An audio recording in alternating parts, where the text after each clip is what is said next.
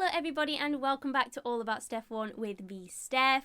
Today we are looking at the late great Ayrton Senna. There are probably thousands of videos on Senna, on his driving style, on his stats, on why he's the greatest of all time. But in this video in particular, we are going to go under the helmet and we're going to look at the kind of person that he was, because he was an incredible person and he's someone that is remembered by generations and generations of motorsport fans, whether you were a fan of his or not. So let's look at the character and personality that he exhibited and what kind of person he was. We can't talk about Senna without acknowledging his incredible stats. So just a rundown of the quickest and biggest stats, should we say. He has 41 race victories and a 25% win percentage, which means that he won 1 out of every 4 races that he entered, which is unthinkable. He is also third on the all-time list of pole positions with 65, behind Lewis Hamilton at the top, Michael Schumacher in second place. 40% of the time he was on pole. He holds some incredible stats and he is an incredible driver. He's won several Monaco GPs. We all know him as one of the kings of Monaco. He holds the record for the most poles at a GP, which ironically is at San Marino, so Imola, and he has the most consecutive poles at that GP with 7. We could go on and on for days about the stats and the records that Ayrton Senna holds and the ones that he broke. But we're not going to do that. That's not the point of this video. So we're going to just dive straight into what built him up and what made him as iconic as he is. The first quote that comes to mind is a quote that I heard from Frank Williams, who said he was an even greater man outside of the car than he was in it. And this really resonates with me because we just saw via his stats how incredible he was in the car, and if he was even better outside of the car, what kind of person was he? Despite growing up within a fairly wealthy family, a fairly well-off family in Brazil, Senna was acutely aware of the discrepancies between the rich and the poor in Brazil and the extreme poverty that many children face from a very young age. This was a massive part of Senna's character. He was really empathetic to those who did not have the ability to go chase their dreams as he did. When Senna tragically lost his life, he was worth about $400 million, which in today's money is about $700 million, which is an incredible amount that we can't even fathom. However, an unknown amount of this money was actually donated back to the poorest children and communities in Brazil. He never told anyone about this, nobody knew, and it only came out after he died. So he didn't do it for fame, he didn't do it for respect or acknowledgement, he didn't do it for any of those reasons. He did it because he knew that he wanted to give back to the children. He wanted to give those children, the poor children, the opportunity to chase their dreams and fulfill their destinies, just like he was able to do. Senna always wanted to give back and give the children of Brazil the opportunity to promote and develop their educational skills so that they could go and fulfill their destinies. And that's something that he would say quite frequently. He wanted everyone to have the ability to fulfill their destiny.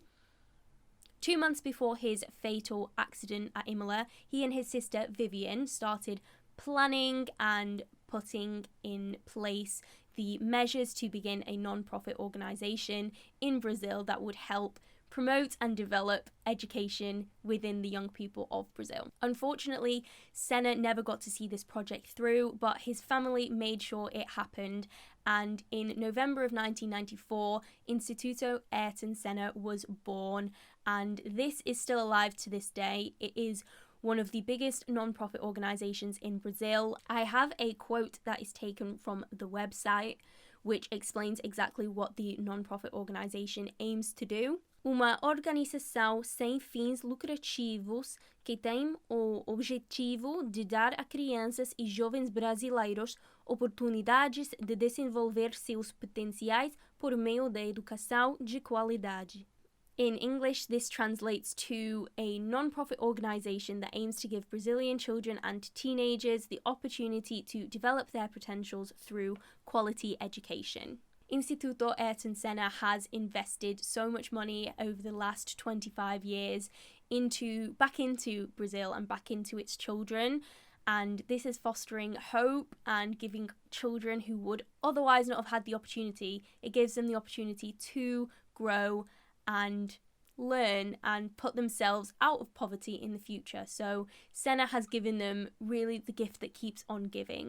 That's exactly what they're doing, and they've helped millions and millions of children over the last 25 years, and this is something that Senna really believed in. He wanted this to happen, and even though he never got to see it through, it's brilliant that his family and those around him managed to make this dream of his a reality. Now, we all know that Senna loved Brazil. He loved his home country, but Brazil loved him just as much. The Brazilian povo, the people of Brazil, they loved him. He was a national treasure, and not even a national treasure in Brazil. He was an international treasure because people all around the world fell in love with this ideal man who was the ideal racing driver, who was charismatic and popular and charming. Everyone fell in love with Senna. Senna was not only passionate about helping the young people, but his friends really believed that he was going to be a politician and he was going to be the president of Brazil. Gerhard Berger, who was his teammate and who was a very, very, very close friend of Senna's, definitely believed that being president was something that was going to happen one day and that Senna was going to lead the entire country of Brazil to a better future.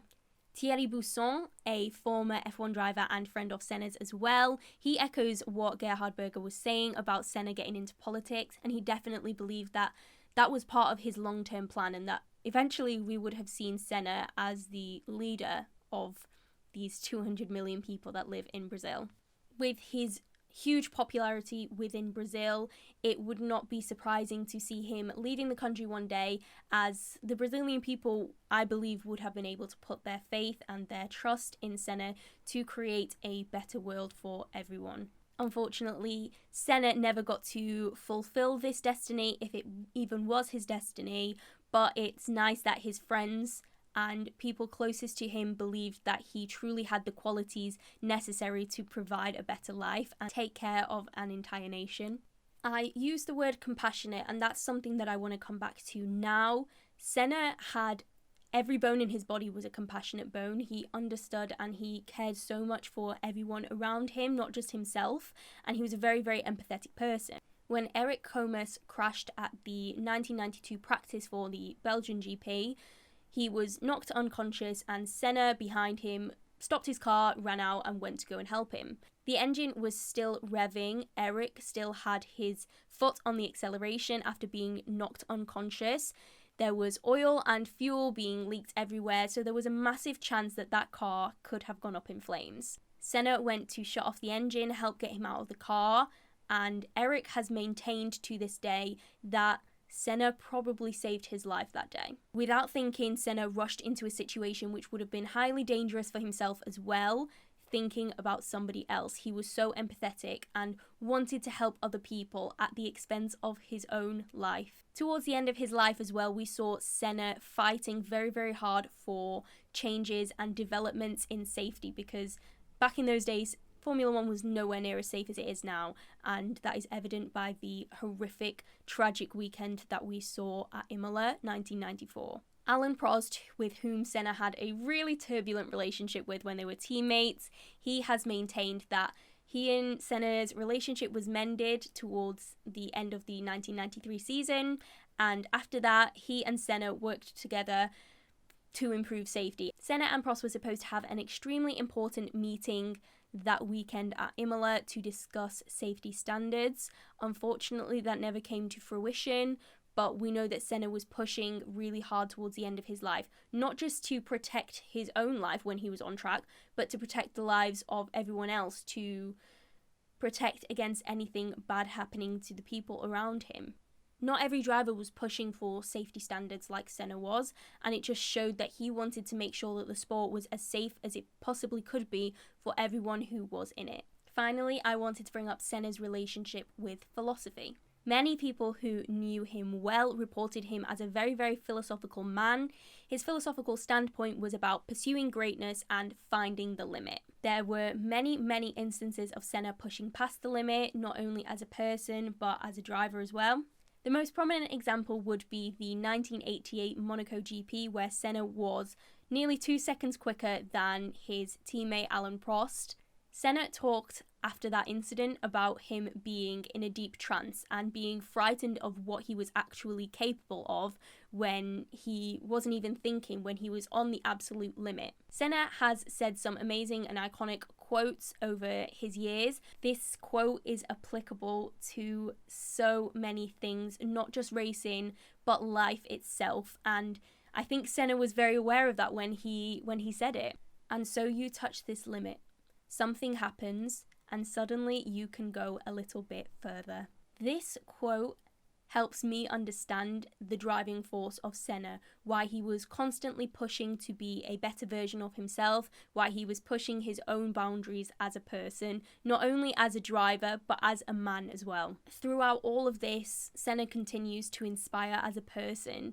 It may have been over 25 years since we unfortunately lost such a brilliant and vibrant soul, but he continues to live on, is eternal. He will live on for many, many years to come, not only in the minds of motorsport fans, but also in the minds of the Brazilian population for whom he did so much, and the minds of everyone that he touched and graced with knowing him. He will be remembered not only for the incredible driver that he was, but also for the incredible man that he was as well. Thank you all so much for watching this video. It's been a little different to usual. I would like to encourage you all to remember and acknowledge that there are people under the helmet. Remember, all of these drivers, they have a life, they have a personality, and they have a family. We might not always get to see those things, but they exist. So we must always remember to respect the drivers and remember that they are people too. If you enjoyed this new style of video, leave a like down below and let me know in the comments if you want to see me do anyone else similar. So if you want to see another under the helmet style video. If you're not already subscribed, don't forget to subscribe before you go. Let me know in the comments down below what you guys thought about this video. And again, thank you so much for watching. I will catch you in the next one.